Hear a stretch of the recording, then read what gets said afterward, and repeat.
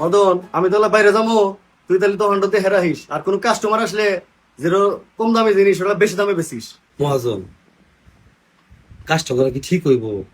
আর আমি কোনো 2 নম্বরই কাজ করতে পারবো না মহাজন। ওরে আমার সৎ লোক, আমি যা কই তাই কর, আমি আসতেছি এখনই।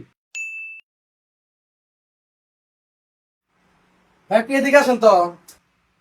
জি ভাই, বলেন। আমার মোবাইলে না ব্যাটারির সমস্যা, একটু ব্যাটারি একটু চেঞ্জ করে দেন। ভাই মোবাইলটা দেন। ভাই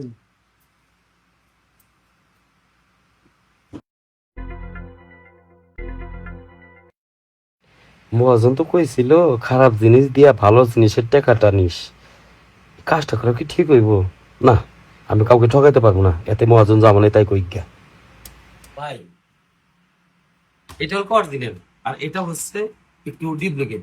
এটা জাপ গ্যারান্টি, আর এটা যদি নেন ভাই আপনার জন্য পারফেক্ট হবে।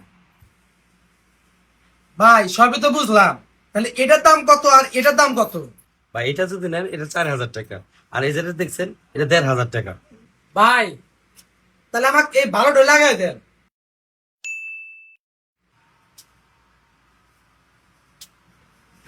কিরে মদন, দোকানে কাস্টমার আইছিল কি?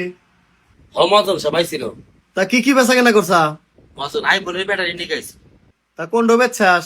মহাজন, এই আমতা আমতা করস কে, কি হয়েছে?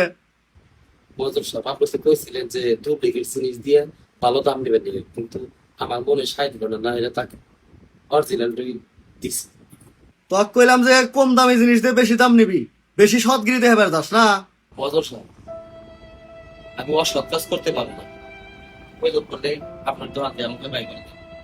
ওই জন্য অন্য কাজ করি, তো অসৎ কাজ করতে পারবো না। এই দাঁড়া, বয়। জি মহাজন। আরে মদন শোন, আমি নতুন আর একটা দোকান করছি, ওই দোকানের জন্য একটা ম্যানেজার দরকার। আমি একজন সৎ লোক খুঁজতেছি, এই জন্য তাকে পরীক্ষা করার জন্য আমি যাওয়ার সময় ওই কথা বলে দিয়ে গেছি।